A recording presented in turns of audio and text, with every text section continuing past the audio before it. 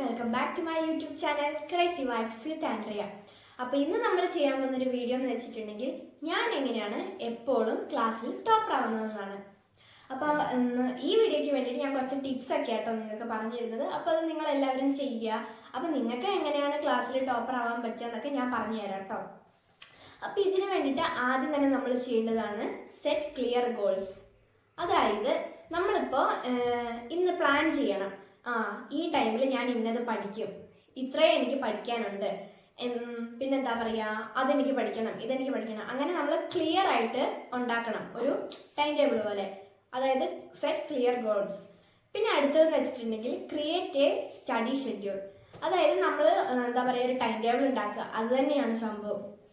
പിന്നെ അടുത്തതെന്ന് വെച്ചിട്ടുണ്ടെങ്കിൽ ഓർഗനൈസ് യുവർ സ്റ്റഡി സ്പേസ്. അതായത് നമ്മുടെ സ്റ്റഡി സ്പേസ് എപ്പോഴും ക്വൈറ്റ് ആയിരിക്കണം, കംഫർട്ടബിൾ ആയിരിക്കണം, പിന്നെ നീറ്റും ആയിരിക്കണം, ക്ലീനും ആയിരിക്കണം. അതായത് നമ്മളെപ്പോഴും എല്ലാ കാര്യങ്ങളും നമ്മൾ എടുത്തോടെ തന്നെ വെക്കുക. പിന്നെ വെക്കാനായിട്ട് കുറേ സ്ഥലമൊക്കെ ഉണ്ടാവണം.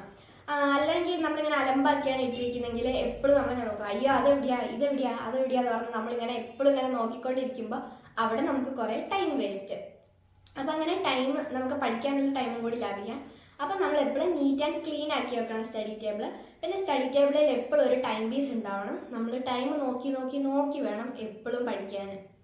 പിന്നെ അടുത്തതാണ് അറ്റൻഡ് ക്ലാസ്സസ് റെഗുലർലി. അതായത് നമ്മൾ ഒരു ദിവസം ലീവ് ആയിട്ടുണ്ടെങ്കിൽ അന്നെടുത്ത സംഭവം നമുക്ക് മനസ്സിലാവില്ല, അന്നത്തെ നോട്ട് നമുക്ക് പോകും, അങ്ങനെ കുറേ പ്രശ്നങ്ങളുണ്ട്.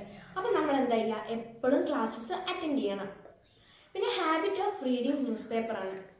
അതായത് നമ്മൾ എപ്പോഴും ന്യൂസ് പേപ്പർ വായിക്കണം. എല്ലാ ദിവസവും നമ്മൾ ന്യൂസ് പേപ്പർ വായിക്കണം. അത് വളരെ നല്ലൊരു ശീലമാണ്.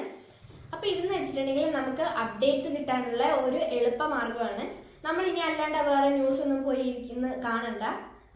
അതുമാത്രമല്ല നമുക്കൊരു റീഡിങ് ഹാബിറ്റും കൂടി കിട്ടും. അപ്പോൾ ന്യൂസ് പേപ്പർ വായിക്കുമ്പോൾ രണ്ടുണ്ട് ഗുണം. പിന്നെ അടുത്ത ടിപ്പ് എന്ന് വെച്ചിട്ടുണ്ടെങ്കിൽ ടേക്ക് ഡീറ്റെയിൽഡ് നോട്ട്സ്. അതായത് നോട്ട്സിൻ്റെ എന്താ പറയുക, നമ്മൾ ടെക്സ്റ്റ് വായിക്കുക, ഇമ്പോർട്ടൻ്റ് ഒക്കെ നമ്മൾ നോട്ട്സിലേക്ക് അടയാളപ്പെടുത്തുക. അല്ലാണ്ട് എന്താ പറയുക വെരി ഇമ്പോർട്ടൻ്റ് ആയത് മാത്രമല്ല, നമ്മൾ എപ്പോഴും പാരഗ്രാഫ് ഒക്കെ ഉണ്ടാവുമല്ലോ, അതിൽ നിന്ന് ഓരോന്ന് വായിക്കുക. കുഞ്ഞു ഓരോ സെൻറ്റൻസ് ഒക്കെ ഉണ്ടാവും. അപ്പോൾ അതൊക്കെ നമ്മൾ നോട്ടിൽ ഉൾപ്പെടുത്തുക. അതാകുമ്പോൾ നമുക്ക് എന്താ പറയുക എക്സാമിന് പോകുന്നതിന് മുന്നേ നമ്മൾ എപ്പോഴും ടെക്സ്റ്റ് തന്നെ നന്നായിട്ട് വായിക്കണം. പക്ഷേ എക്സാമിന് മുന്നേ ഒരു 5 മിനിറ്റ് ഒരു 10 മിനിറ്റ് അങ്ങനെയൊക്കെ നമുക്ക് ടൈം ഉണ്ടാവും. അങ്ങനെ കിട്ടുകയാണെങ്കിൽ നിങ്ങൾക്ക് നോട്ട്സ് വായിക്കലായിരിക്കും, മറിച്ച് വായിക്കലായിരിക്കും എളുപ്പമായിരിക്കുക. അതുകൊണ്ടാണ് പറയുന്നത് ടേക്ക് ഡീറ്റെയിൽഡ് നോട്ട്സ്. പിന്നെ അടുത്തതെന്ന് വെച്ചിട്ടുണ്ടെങ്കിൽ practice pass papers and quizzes. അപ്പോൾ നമ്മളെന്ന് വെച്ചിട്ടുണ്ടെങ്കിൽ ഒരു 3 വർഷം അങ്ങനെയൊക്കെയുള്ള നമ്മൾ പേപ്പേഴ്സൊക്കെ വാങ്ങണം. എന്നിട്ട് നമ്മളത് ഇങ്ങനെ പ്രാക്ടീസ് ചെയ്തുകൊണ്ടിരിക്കണം. റെഗുലറായിട്ട് പ്രാക്ടീസ് ചെയ്യാണ് നല്ലത്, പക്ഷേ എപ്പോഴും അങ്ങനെ കിട്ടിക്കൊണ്ടിരിക്കണം എന്നില്ലല്ലോ. അപ്പോൾ നമ്മളിങ്ങനെ അത് പ്രാക്ടീസ് ചെയ്യുമ്പം എന്താ പറയുക നമുക്കൊരു സെൽഫ് കോൺഫിഡൻറ്റ് ആവും. നമുക്ക് കോൺഫിഡൻസ് വളർത്തിയെടുക്കാൻ പറ്റും.